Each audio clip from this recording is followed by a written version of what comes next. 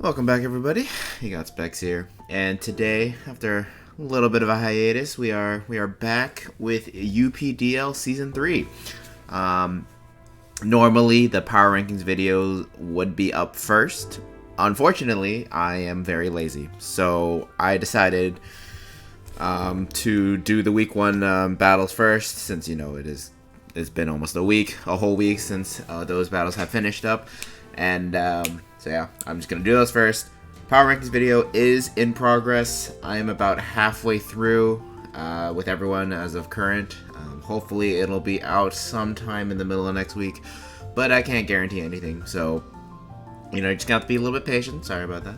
If you guys want like any sort of like tips right now, you can feel free to message me on Discord and I will you know, provide. So yeah. But yeah, so we're gonna start with the replays, and yeah, since we have 14 people in the league, which is 2 more than last season, we will have 7 battles instead of 6 to go over each week. So yeah, without further ado, I guess we can get started here. First up here, we have the Denver Digletts against the Galesong Gardevoirs. So yeah, we got a little bit of a nice little sun on this side versus a bit more of a balanced build. Just looking over it though, I would say Denver Digletts has quite a few mons that can deal with sun pretty well. You know, stuff like Garchomp and Incineroar both resist fire and pretty decent against stuff like Blacephalon.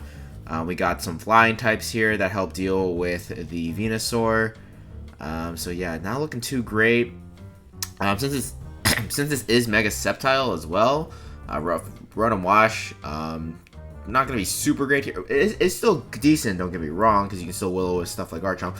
But, you know, like the Mega Sceptile is, you don't want to give a Volt Switch. You don't want to Volt Switch into it, because then it's going to get Lightning Rod and not going to be fun. Interesting as to see what type of Silvally it will be. We'll kind of figure that out as we go on. And, yeah, so let's get started here. At turn 1, we see the Bronzong lead off against the Torkoal. Most likely going to be Heat-Proof Bronzong, given that they're fighting a Sun team. So we can probably see Bronzong stay in here, go for rocks, but we'll see what happens. Oh, we're going to see the Toxic turn 1. Fair enough, fair enough. As the Torque goes for the rocks of its own. We're going to see the pivot out into Mandibuzz as the Plume comes out. It doesn't get a burn. Looks like Mandibuzz is trying to defog away the hazards, which it does. Incineroar is going to come in here, and Blacephalon is going to go for the Flamethrower. Critical hit does 42%, doing quite a bit of damage as we can see here.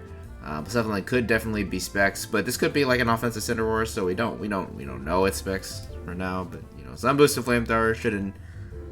Oh, actually, I would expect it to do more. So if it is Specs, then I really assume this Incineroar would be Assault Vest. But you know, we'll see. Rotom Wash is going to come in here as the knockoff comes out, getting rid of the leftovers on Rotom. Pretty nice overall. Sceptile is going to come in here on the Volt Switch. Fair enough. As Venusaur is going to come in here. We're going to see the Garchomp pivot in as the Weather Ball comes out. Garchomp does resist that, so it's not going to be taking too much. Venusaur does kind of need to switch out here, and they do as the Garchomp goes for a Swords Dance. I don't know what type of Rotom Wash this is. It could be defensive. If Garchomp goes for Scale Shot and gets the right amount of hits still, I think that is going to be a dead Rotom. So we're going to see what happens here. We're going to see a Scale Shot come out. Crit turn 1. Only gets 2 hits, unfortunately. Looks like they needed at least 4 without the crit. With the crit, they just needed 1 more hit, and then they would have actually been able to kill the Rotom in 1 shot. So that's very unfortunate. We are going to see the Will-O-Wisp come off and burn the Garchomp as well. So definitely not the best luck here. Yeah, 3 hit Scale Shot with this, with the first turn critical hit would have been able to knock it out. Without the crit, 4 turns would have guaranteed it. And yeah, we're going to see another Swords Dance as the Rotom goes for a Pain Split. At 60%, Garchomp will need a lot of hits from Scale Shot in order to knock out the Rotom at this point. We're going to see it go for it. 1, 2, 3. Just barely misses it out on it again. And the Hydro Pump is going to come out. Almost bring Garchomp down. We're probably going to see another Scale Shot just take out the Rotom, which we do.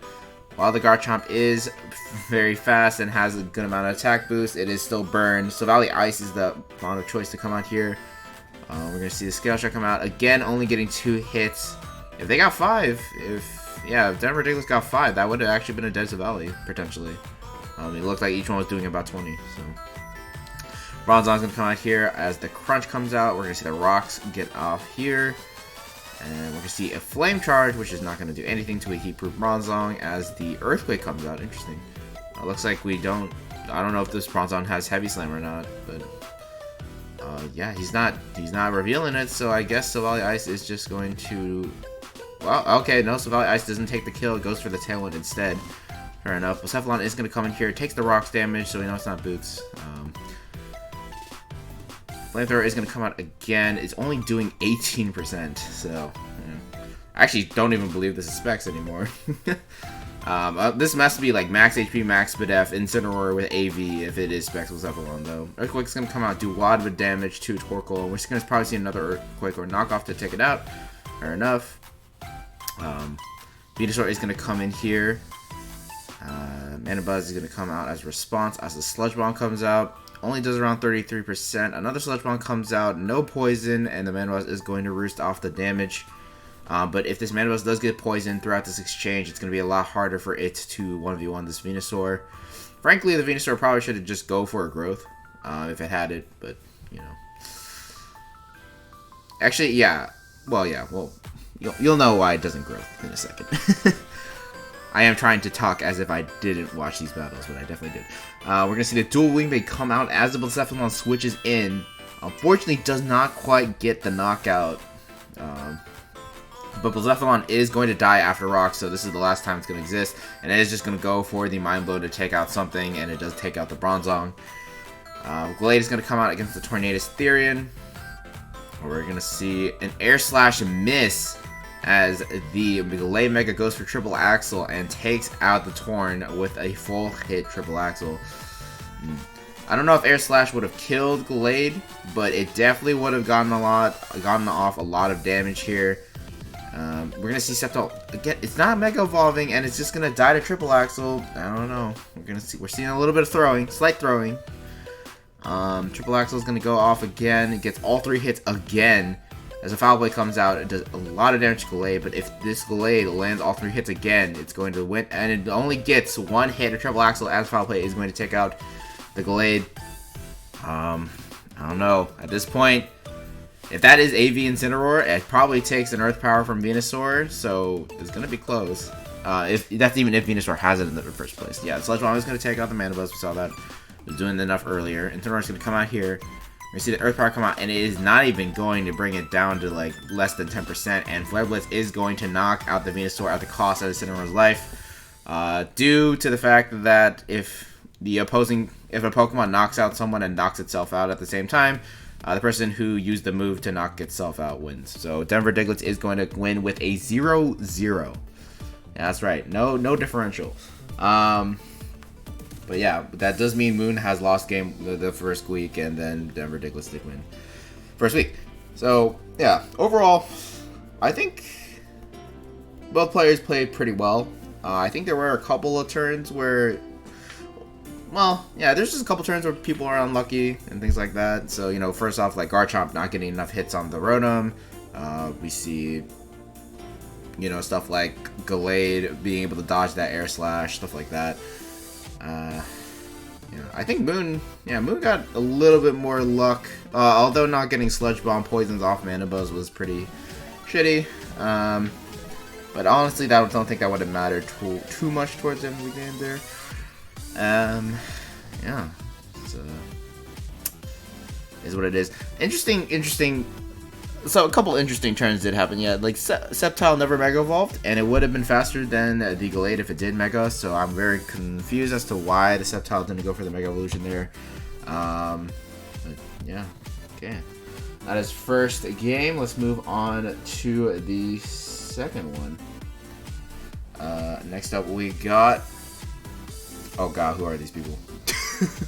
I think Slovakian Slowbros and Watspar Wailords? Am I right? Hold on. Oh wait, don't look at that.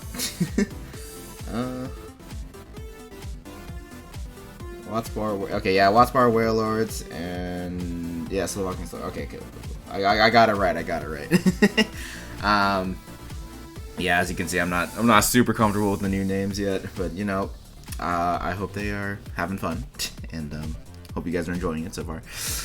Yeah, I'm terrible with names, so.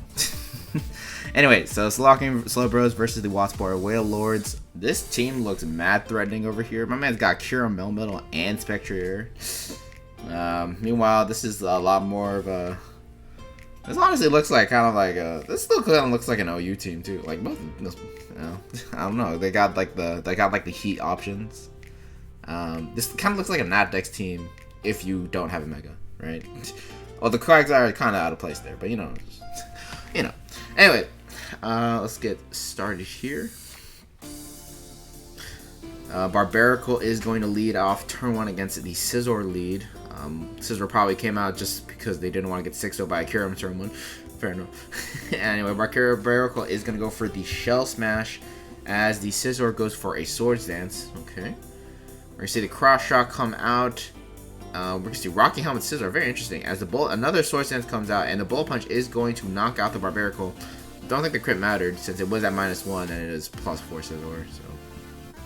Anyway, Spectrier is going to come out. Not a good choice, as it turns out, since Scizor is going to knock out the Spectrier with a +4 Bullet Punch. Melmetal should have definitely been the one to respond first off. It does come out as the Scizor goes for the U-turn. Landers comes in on the Earthquake, so yeah, not looking too great there. Not really sure why Earthquake came out there, frankly. Because, you know, Scizor's at 12%. I mean, I guess Melmetal just didn't want to take Rocky Helmet chip, which is fair enough. Earthquake's gonna come out from the Landers Therian as the double Iron Bash comes out. No Ice Punch. Yeah, Landers is going to eat that up with a -1 attack to the Melmetal and is gonna knock it out with a follow-up Earthquake. We're gonna see Amoonguss coming. Very interesting. As the U-turn comes out, Muck comes in as the Spore gets fired off. Interesting. Yeah, Kyurem is going to swap in here as the Muck stays asleep for 1 turn, and we're going to see Icicle Spear from Kyurem. Very interesting. I've experimented with Icicle Spear Kyurem. It's kind of hard to use, but you know. We got 2-3 hits as the Muck finally wakes up and goes for the critical hit knockoff on the Metronome Kyurem. Kyurem is going to knock out the Muck with the 3rd Icicle Spear, and Hydreigon is going to come in and revenge kill Kyurem with the Draco Meteor. Okay. We don't see an item on Hydreigon. It's probably either Specs or... Oh, it's not choiced at all. Yeah, maybe it's Boots. Who knows? Maybe it's Leftovers. Dragon's going to stand on turn 1 asleep. Sludge Ball is going to come out. Still don't see any item. So it's probably Boots if I had to guess. A Fire Blast is going to come out. Even at -2, it's still doing quite a bit of damage. No Sludge Bomb Poison, and Amoonguss is going to have to switch out here as the Hydreigon goes for yet another Fire Blast, getting out 46%, and Dark Pulse is going to follow up. Not quite get the knockout, and Delmise is able to knock out the Hydreigon with Anchor Shot. Scizor going to come in to kill the Delmise, and now it's going to be Amoonguss against the world. I don't think Amoonguss will be able to pull it off, though. We'll see, though. We're going to see the Aerial Ace come out from Scizor. That was the last move. No Roost whatsoever, and it's going to knock out the Amoonguss. Certainly not how I expected that to go out, but alright. Actually, yeah, if that thing didn't have an Aerial Ace, like, Amoonguss might have been able to 1v1 the rest of the team with Giga Drain and whatnot. I don't know. Maybe you could have pulled it out. But we are going to see Slovakian with Slowbros win with a nice 4-0. Yeah. In terms of what could have gone better, this set looks so weird. I'm sorry. I don't know. Scizor, I mean, you haven't watched the power ranking video. I have rated... Well, I don't think I rated this team yet, did I? I don't remember. Point is, Scizor is definitely something you want to have Roost on, because that just gives you a lot of longevity. The only times where I wouldn't recommend it is if you're running like all-out offensive, which means you would be running Life Orb here, or you're running like Choice Band or Choice Scarf or whatever, right? So I think Roost is pretty integral to Scizor. To be fair, it did really help in this game to have Aerial Ace, since it quite dealt with Amoonguss quite easily. But you know, well, first off, there's also a better option than Aerial Ace, which is Dual Wing Beat. Since that is 2 40 base power moves, which means you're doing 120 after Technician. So because they both 40 gets boosted to 60 and it's 260 is 120. Yeah. Okay. Yeah. So I don't know. Well, that's just me though. I don't know what that Hydreigon was. Maybe it's expert build actually. Now I'm thinking about it. I don't know. Who knows? I don't know what the buck was either. Yeah. In terms of the other side, going into Spectre on the Scizor was definitely a little bit questionable.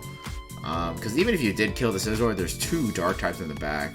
Like, even if you live the Bullet Punch and kill the Scizor, there's 2 dark types in the back who are waiting to just kill you. Yeah, so I don't know if I would have gone Spectre there. Melmetal seemed pretty safe. See, as you saw, you did take quite a bit from the U-turn, but I mean, it was 30% you had left to use, so you could have come back later on. Yeah, so losing Spectre there was pretty...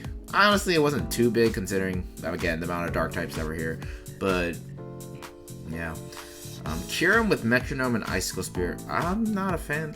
I think Specs Kyurem would have done very, very well in this game. Especially as it turns out the Scizor doesn't have Roost. Right? So Specs Kyurem would have definitely been able to kill a lot of things here. You know, you got the Earth Power to knock out Muck, you got Freeze Dry to kill pretty much everything else besides Scizor, and then Scizor, you know, you are going to thought against that a little bit, but Specs Earth Power, especially against what seems to be a little bit more of an offensive Scizor, is going to do quite a bit of damage. So yeah, I think Kyurem, if it was Specs here, would have had a lot more of a field day. And, you know, yeah, I think that's about it. I'm interested as to what the item on Barbaric was. I think it was probably Focus Sash. But yeah, we never saw an item come on. It's probably Sash, considering it wasn't Wider. Yeah, okay. Let's move on to the next game here, which is gonna be the... Oh god, what's the name? I think Dayton. Yeah, Dayton Dewgongs versus the Wuppertal Woopers. There we go. We got a Lantern. A weak one. I gotta like that. And we have like 5-6 of Assault Team and Dracovish. So very interested to see how this one will go. The Lantern actually looks like it's gonna put in quite a bit of work this game because it has Water Absorb for Dracovish. Well, it can also be Volt Absorb for Zapdos or whatever, and it gets very free Volt Switches off here. So I'm very interested to see how this goes. We're going to see Sableye turn 1 against the Tapu Fini. Great lead for Zach. We're going to see the Whirlpool immediately as the Sableye is going to stand and go for knockoff. I think this is Mega Sableye, if I'm not mistaken. So, yeah. We can't Will-O-Wisp in Misty Terrain, and this Tapu Fini is not a Trapper set, or not a traditional one. It's going to go for Calm Mind. Since ghost types do escape trapping though, so it is going to get out from Whirlpool. Chansey is going to come in and be an obvious check to this. Or is it that obvious? Who knows? Maybe with Misty Terrain up, and if it has Taunt, who knows? See the Calm Mind again. Assassin Talk comes out. Seismic Toss. Excuse me. Moonblast comes out, but Chansey is going to have Softball eventually. Right. Okay, yeah, Softball. Dragapult comes in, goes for the U-turn. Fini's going to come back in here. It's close to dead at this point, and after the Seismic Toss, it is indeed dead. Okay. Dragapult is going to come in here. We're going to see a Dragon Dance come out as the Chansey is going to go for Softballs. So yeah, Dragon Dance, Dragapult does seem to have a very solid matchup here. We're going to see what happens here. So we're going to see a second Dragon Dance as a Chansey attempts to go for Seismic Toss, but because it is Ghost type, Seismic Toss won't work. Dragon Dart is going to come out onto the Jirachi swap in, but the follow-up Phantom Force will knock it out, so we're going to see what happens here. Thunder Wave is going to come out. This is a free swap into Chansey here, just to at least stop you from dying, but we don't see the swap, and Jirachi is going to go down. Dragon Darts is very free for the rest of the game. We're not going to see it do too much of a Vaporeon, but Vaporeon is just going to go for a Rain Dance. Very interesting. We're going to see Dragon Darts come out and knock it out. You know, no Wish, nothing to stop it. Dracovish is going to die here. Sableye at least should have come out to go for a Will-O-Wisp here on the Pranks. With Pranks or Will-O-Wisp, he would have been able to burn the Dragapult.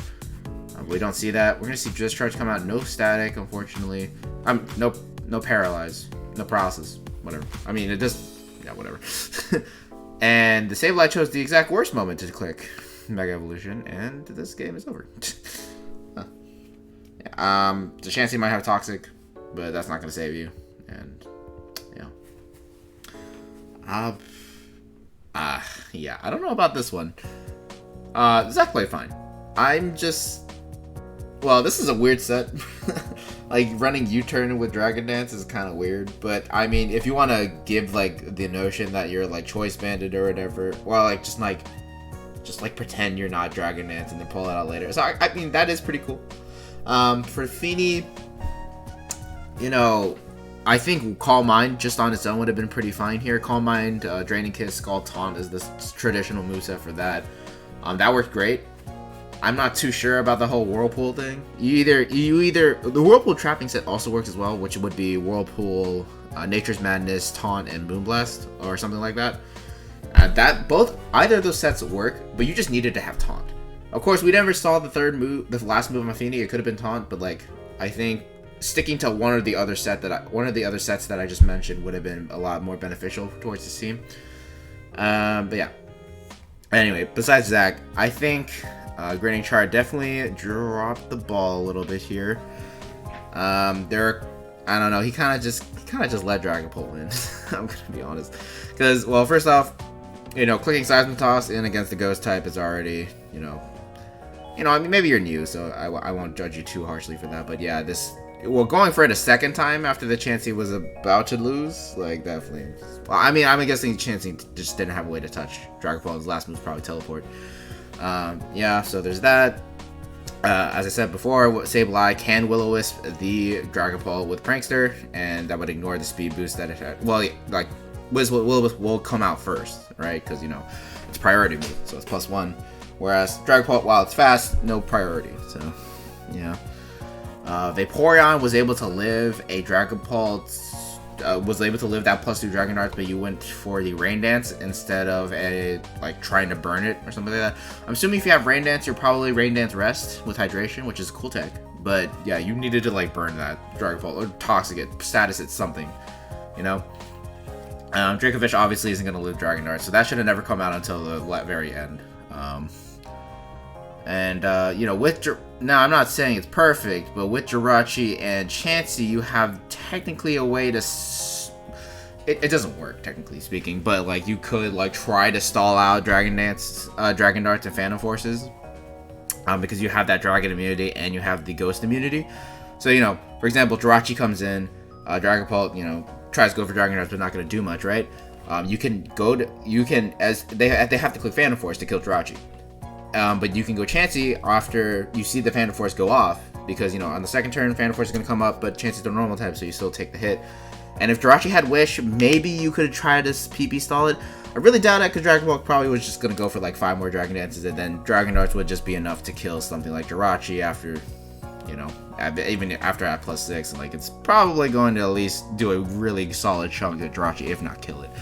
So yeah, that's definitely not the option I would have gone with first. I would have definitely tried to burn it first. Or if you had Toxic, that might have been a little bit better. And then afterwards, I would have tried to stall with Jirachi plus Chansey. So, yeah. But, you know, games like these happen. You know, you just gotta let it run off your back and just move on. So, that's what we're gonna do, speaking of which. Okay, so next up we got the Alpine Armaldos versus the Cornland Caterpies. Darn looks scary. Okay, let's start. We're gonna see the Fable lead off here against the Regieleki. Not the best lead. We're gonna see Gastrodon swap in here as Regieleki turns out to be screens. Gastrodon's just gonna go for Toxic. We're gonna see a Heracross swap in here as the Gastrodon goes for Earth Power, trying to get some damage off the Regieleki. But yeah, Heracross looks very, very threatening here. We're gonna see the Bullet Seed pop off onto the Rotom swap.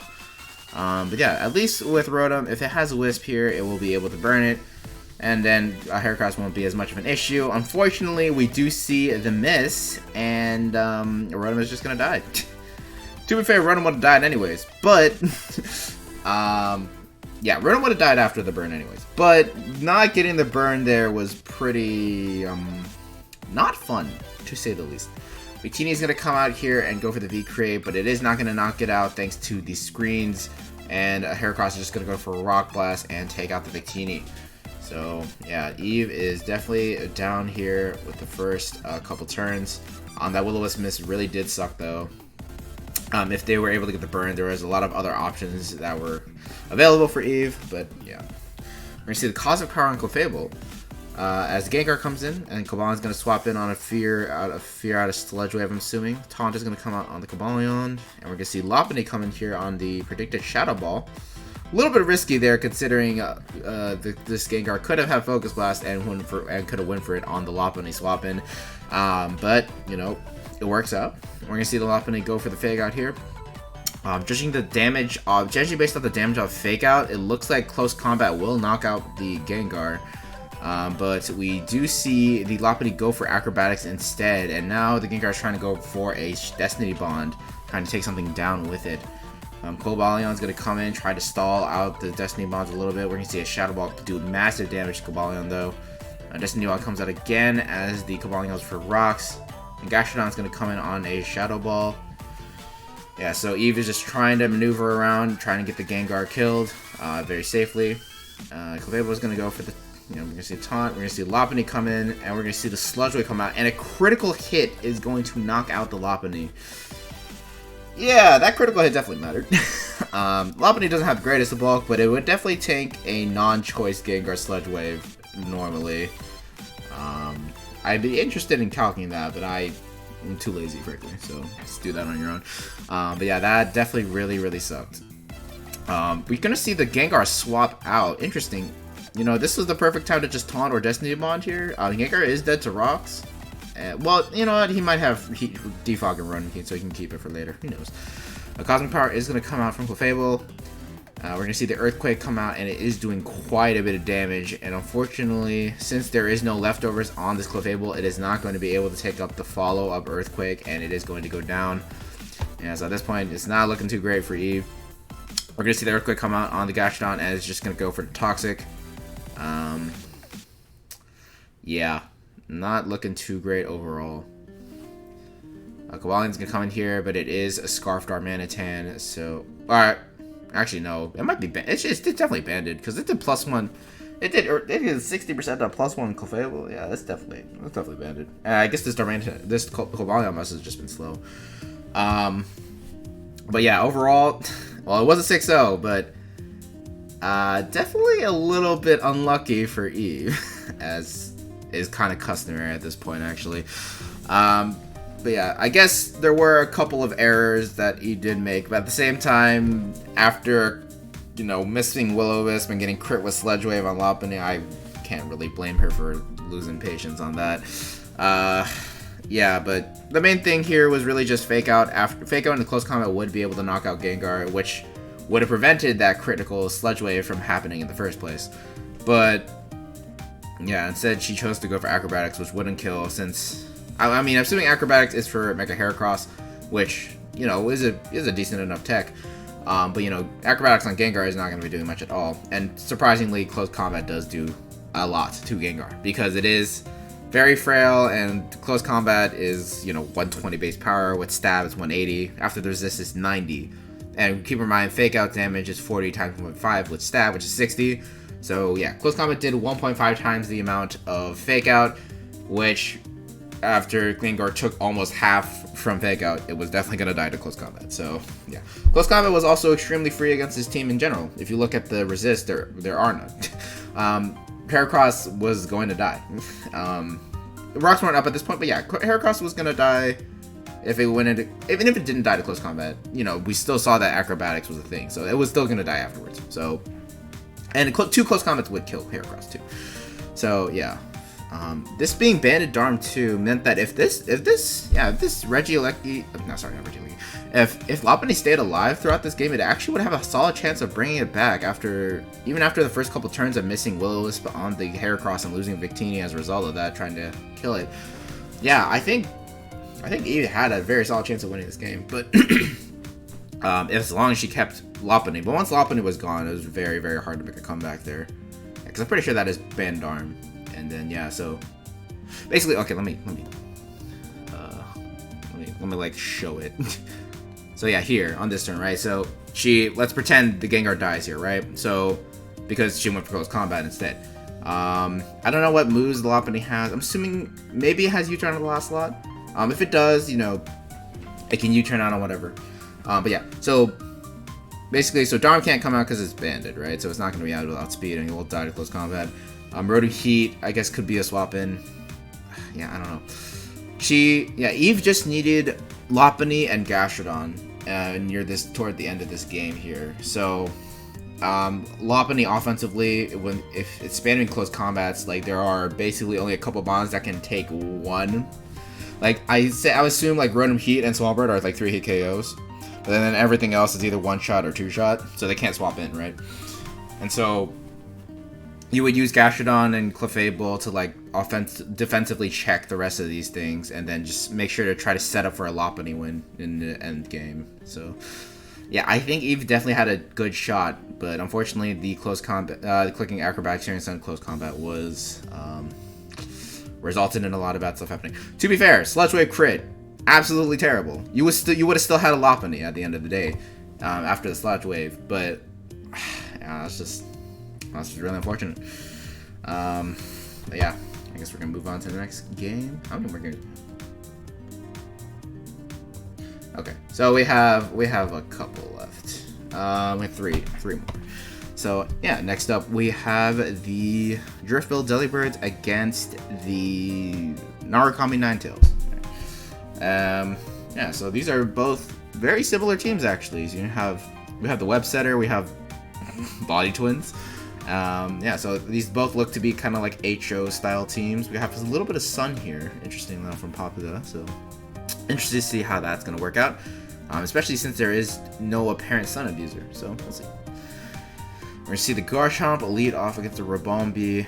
We're going to see Meaty swap out to Lycanroc Dust as the Sticky Wave comes out from Ribombee. We're going to see U-turn as Lycanroc probably goes for Rocks of its own. It's going to go for Sword Dance, interesting. No Sucker Punch is going to come out though, as the Claydol is going to go for Rocks, and we're going to swap into Latios as Claydol just goes for wow. Okay, Popplio does not care about Sucker Punch. I think plus two Sucker Punch would have killed Claydol, unless it's Colbur or something like that, right? I don't know about that. Well, actually, I don't think Sucker Punch gets Tough Call boost. Yeah, Lycanroc definitely should have had Crunch here in this game, probably, because it is. Well, I guess you're worried about the speed tie with Latios, so fair enough. I don't know. Anyway, we're gonna see. Looks like a Specs Latios with Surf come out as the Teleport comes in, and then Ribombee comes in. Galvantula is gonna come out here. It is not Boots. Probably was gonna be Sash as Moonlight. Holy shit, that just kills.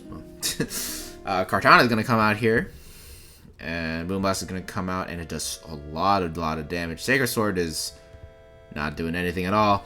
Zadash probably was trying to predict a like a Celesteal swap and trying to get some damage there. But it did not work out, and Moonblast is going to two-shot Kartana. Yeah, Kartana has terrible Spadef. Yeah, Urshifu is going to come in. Doesn't make sense, because Ribombee is just going to kill... Yep. Now I'm looking at it, this team has a very major problem against Fairy types, huh? Lycanroc is finally going to come in here. It does have the Accelerock to actually revenge kill Ribombee, but unfortunately it's too little to... Whoa, we're going to see the Reed as Fire Feint comes out, but...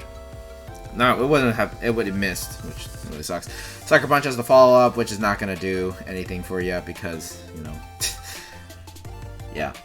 And Lycanroc is going to go down. Garchomp's going to come in. Since it's -1, I'm pretty sure Lele just has a free dub here. Yes, it's Mega Garchomp too, so yeah, dead. And I think Latios is going to die too. This probably is Scarf Lele. It's not Scarf Lele. Okay, but yeah, Specs Lele is just going to clean up the game here. Well, turns out Zadash has a very, very major issue against fairies. I guess he learned that today. To be fair, yeah, both of these teams had web setters, so Zadash not being able to get webs up really sealed his fate here. You know, being able to slow down the Ribombee and the Lele would have been really, really helpful for stuff like, you know, like the Urshifu or the Kartana. At least in evening the playing field in terms of speed would have been really, really nice there. But unfortunately, wasn't quite able to get webs up that game. So yeah, turns out it's not going to be. Turns out it's going to be just be a loss, unfortunately. Yeah, I'm going through these games really quickly, aren't I? Well, whatever. Okay. Next up, we have the Melting Mudkips against the Virbank Venomous. Yeah, let's just get it started. We're going to see your Shifu single strike, because this is allowed. You're welcome. As Chestnut is going to come in here. We're going to see the close combat come out turn 1. Chestnut is going to take it pretty well as the Leech Seed comes in, gets that recovery going. Close combat's going to come out again, but if he's not too careful, Chestnut might have Drain Punch, and it turns out it does, so Urshifu is going to die immediately. And Chestnut basically only lost 28%. Lapras is going to come out here, probably go for the Freeze Dry as Slowking comes in, doing quite a bit of damage, and gets the Freeze. Very unlucky. This looks to be Specs Lapras, honestly. Magnezone going to come in here, Freeze Dry comes out, just 22. We're going to see the Volt Switch come out. Lapras is going to eat that up pretty nicely. Slowking comes back in. We see another Freeze Dry come out, and now Slowking's in danger of being one-shot. Magnezone's going to come back in here. Yeah, this is definitely Freeze Dry. This is definitely Specs Lapras. Okay, Tangroth's going to come in here as the Volt Switch comes out. Based on the damage, Tangroth's probably Assault Vest, and Drapion comes in. Knockoff's going to come out and knock off the Assault Vest, yep. And knockoff of Tangrowth of his own comes out, knocks out the Black Sludge. Corviknight's going to come in here as probably Poison Jab, or we're going to see T-Spikes, very interesting. And we're going to see another knockoff to get rid of the helmet off Corviknight as the Brave Bird comes out. Yeah. Probably going to see a Defog or a U-Turn or a Roost. And we don't see the U-Turn, so it is going to be trapped by Magnezone. Thunderbolt is going to one-shot the Corviknight. To be expected. Tangrowth is going to come in here as the Drapion comes in as a swap. Grassnot is going to do a decent amount, but not enough, unfortunately. We're going to see swap again, interesting, as the Toxapex comes out again. Yeah, I don't know why Tangrowth just didn't get the free kill. I mean, maybe just worried about Poison Jab, but whatever. And Mimikyu is going to come out. It's not faster than the Drapion, so it is going to lose its Disguise and its Life Orb as it's finally knocked out with Shadow Claw. Excuse me. Magnezone is going to come in. Looks to be Scarfed, and it is, as it just knocks out the Mimikyu. Tangrowth comes in, Slash Cannon doing way too much damage, and unfortunately this Tangrowth doesn't seem to have Focus Blast or Earthquake to hit the Magnezone, so that's not good. And Didi's going to come in here, takes a decent amount from Flash Cannon. I'm going to... Music got paused, my bad. Let me make sure it's loop. Yeah. I don't think we're going to go over the loop time of the playlist, but it's fine. Anyways, yeah, so Slowking's going to come in here as the DDF goes for Healing Wish. Unfortunately, you take hazards after Healing Wish, so you will still get T-Spike for this turn. Freeze Dry is going to do a lot. Slowking finally gets thawed out because it went for Scald, and Lapras has Water Absorb, so Slowking is probably just going to get sacked here. It does. Magnezone maybe comes in, goes for the Thunderbolt. It does. It doesn't quite knock it out, but Freeze Dry won't knock out Magnezone either, and we don't see a freeze. So yeah, Tangrowth is at 51%. A Thunderbolt here would do quite enough to almost knock it out. Yeah, and at this point, anything can kind of revenge kill this Tangrowth. So yeah, we're going to see Virbank Venomous and take their first game 3-0. Yeah. Overall, yeah, so we do see the potential of Magnezone here in draft games. So because of that trap, right? Corviknight was unable to stay alive in this game for too long, and it did very, very well here. You know, beats Chestnut, beats Excadrill, beats Drapion. You know, it beats a good amount of members on this team, and because that Magnezone was there, he was able to. The Corviknight was unable to defog T-Spikes, was unable to check a lot of Mons, and, you know, as a result of that, we got that dub. Yeah, the Tanko set, though, unfortunately, there's a little bit of issue there. You know, Grass Knot and Giga Drain, you don't really run multiple stabs on Tangrowth. You know, Grass as an offensive type isn't that great as is. You kind of just run Giga Drain on Tangrowth just in case you want to get that health. But yeah, Earthquake or Focus Blast, both of them would have been very fantastic to have in this game. But we just never saw it come out, if it even did have it. So yeah, Specs Lapras was definitely an interesting pick. It was doing decent work here, but I just never expected that to come out. Yeah, losing Urshifu against the Chestnut was, yeah, not ideal and not necessary. Yeah, you have plenty of checks to Chestnut. Like, you have a whole Tangrowth. Like, Chestnut can't do anything against that thing. To be fair, if it's bulletproof, it would be able to take Sludge Bombs and it would be able to sub up if it had it. But I mean, besides that, you also have Corviknight with Brave Bird, right? To be fair, Corviknight's out, you have to be very careful of the Magnezone. So, you know, not the best check. Indeedee gonna revenge kill with expanding force. Like, just point is, there's just a lot of options, and you didn't have to lose your Shifu like that immediately. Because you look at her Shifu's matchup here, it's amazing. look how good it is here. You only need stabs to threaten this team very, very, very easily. Close combat, like, first off, Slowking, not a good check to Shifu. Choice band close combats are probably doing, like, even against max HP, max defense Slowking, it's definitely a 3-hit KO. And Slowking doesn't really have any good moves to hit you back with, unless it gets Dazzling Gleam, which I don't think it does. So, yeah, I might have Dazzling Gleam. But, like, the point is, like, still, freaking amazing. And there's no other close combat resist on this team, so, like, yeah, this definitely could have been a lot better. And even then, even if Slowking takes close combats for days, there's still Wicked Blow to worry about. And Wicked Blow definitely kills Slowking in one shot. I'm not taking any suggestions or like any complaints about that, right? Yeah, seriously, I don't know. Losing your Shifu was pretty bad. You know, it happens. And we didn't see it in DVD really do anything, unfortunately. So, not to say that this matchup was okay. There's still a lot of steel types to deal with, I guess, so it's not that great. Yeah. Anyway, we're gonna move on to the last game, which is gonna be... who's that? Wait, no, I got this. Okay, wait, I can't pronounce it. It's this one, Bielefield Bidoofs. Against Terra, or the Texas Turtwigs. There we go. So yeah, I can't pronounce that name. Sorry. You know what? Send me like a pronunciation thing. Actually, I'll go find it myself. But yeah. Anyways, kind of looks like kind of looks like a Trick Room team, honestly, on this side. Well, it's not actually a Trick Room team. I just see Reuniclus and Congo there, and I think Trick Room, and Mega Mawile, and I see Trick Room, which, you know, honestly, I think that's a pretty fair assumption. Against a pretty balanced team here. Okay, so let's get this started. Reuniclus comes out against a substitute Mew as it is Trick Room. Okay, cool. I'm not stupid. Grimstar is going to come out here as it's going to be sub Nasty Plot Mew. Interesting. Light Screen comes out as Dazzling Gleam comes out and is going to two-shot this Grimmsnarl. Darkest Lair is just going to come out to just break the sub here as Mew goes for another Nasty Plot. Getting a little greedy there. Darkest Lair is going to... oh my god. And almost one-shot the Mew, but the Grimmsnarl is dead. So yeah, Mawile is going to come in here.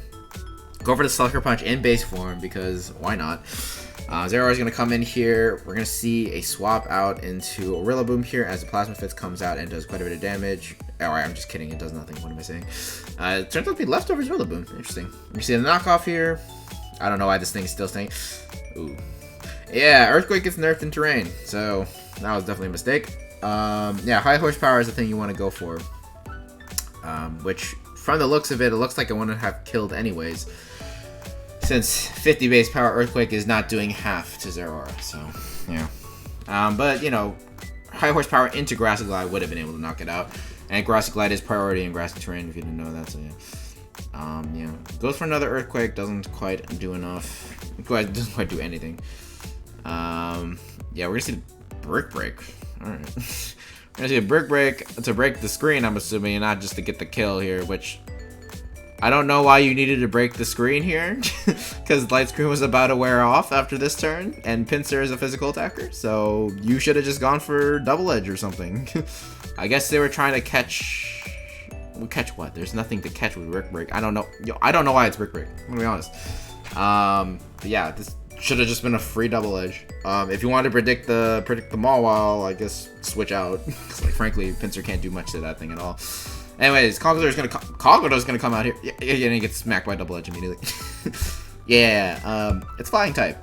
Well, it's not Flying type. Well, it is Flying type, but it has Aerialate. So Aerialate just makes your normal moves flying moves, and also gives a 1.2 times bonus.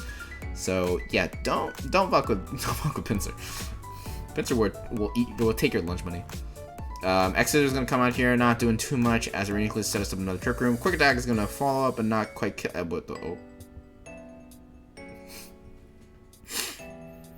Did I just see explosion on Reuniclus? Okay, sure. Mawile is going to come in as the Registeel is going to come in, and that is not a good matchup. So Regidrago is going to come. Actually, now I'm looking at it. Registeel kind of wins here, so never mind. We're going to see the Regis face off. Body press from +2. Registeel is going to do a lot, and Dragon Energy is doing absolutely nothing in return. Rillaboom's going to come in here, and it's probably going to die to Body Press. We're going to see another Iron Defense. Okay, you're just going to make sure that they win, I guess. But yeah, at this point, I think the game is over. Regidrago looks to be special, but even then, it's not going to be doing jack shit to Registeel. Like, that thing still has Matt's Bidef, even unboosted. So yeah, and look at how little Grassy Glide's doing. Yeah, Body Press can take that out. Mawile, even with all the huge power stuff, is not going to be able to do much here. Sucker Punch is 27. Body Press is going to not quite knock it out, but yeah, not a happy moment there. And oh, I had last turn instead of next turn. Dragapult is gonna come out. Yep, not doing crap, and the game is done.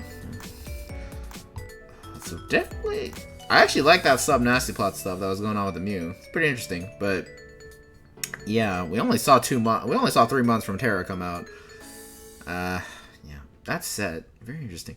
Okay, well, first off, close combat is a thing, so there's no reason to run Brick Break. I guess you know what, I think he just really ran Brick Break to run screens, to break screens. But there was no reason to use Brick Break on that turn that happened. Yeah, because I mean, there was one turn of light screen left. It was gonna fade away on the next turn anyways, and Pinsir's a physical attacker, so like, no reason to hit Brick Break on that turn. I understand bringing Brick Break because Grimmsnarl often sets up screens, so that is understandable. But at the same time, no reason to click Brick Break on that turn. Pinsir actually often doesn't run Buckstab, but I see why you brought it this week because of Reuniclus. I keep saying Reuniclus. You're gonna hear me say Reuniclus a lot.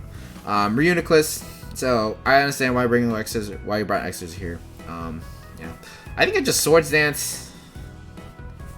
I think you should just run Swords Dance, Double Edge, Close Combat, and Quick Attack. Frankly, though, because that would have just been fine. I don't know. This team isn't very fast though, so I guess you don't even need Quick Attack at all. So. Our defense, Registeel was a very good bring here, because it actually just 6-0'd straight up. If it got one Iron Defense up and Conkeldurr was dead, like, I'm pretty sure this thing just won the game like a long time ago, you know? Yeah. I definitely have a lot more questions towards this team. To be fair, a good amount of these sets are fine. Scarf Regidrago. I'm assuming it's either Scarf or Specs, but Regidrago, you know, very solid. Grimmsnarl is fine. Rillaboom is just, you know, some people still don't know about the Earthquake being halved in grassy terrain thing, so, you know, let that slide. Leftovers on Rillaboom is a pretty interesting choice there. I think people have been using that in OU recently as like they use Rillaboom as a bulky, you know, water resist, which frankly is not good at that because most water moves are Scald and you know, don't want to get burned. But yeah. Conkeldurr. Yeah, Conkeldurr was brought out against Pinsir. I guess Bielefield, Bidoofs didn't really know too much about the Aerialate stuff because I don't understand why else it was brought out. Mega Mawile seemed perfectly fine to bring out there. Also, Mawile didn't have Intimidate initially, which is kind of interesting. I don't think it really needed Hyper Cutter. I don't see any Intimidates on this side, so yeah, I'm not really sure why it wasn't Intimidate just to get, because Intimidate would have been really nice here against, you know, Zero Aura and especially Pinsir. Yeah. And then Reuniclus, Trick Room, Explosion is definitely interesting. I'll say that. Like, you know, Trick Room 3 attack Reuniclus would have been pretty nice here actually. You know, Shadow Ball, Psychic, Focus Blast, that does pretty decently here. Or even running something like Signal Beam, which I think. Oh wait, no wait, you can't use Signal Beam in this league. Yeah, but yeah, still like Trick Room 3 attack Reuniclus still would have done pretty well here. But yeah, that is it for this week. So those are all 7 of the battles. Just in future note, basically, for you know, if there are any delays with the, let me restart. So last season, you know, sometimes I had to wait on these videos for a little bit because, you know, people didn't finish their battles on that week. If you don't finish your battles for that week, I'm just not caring.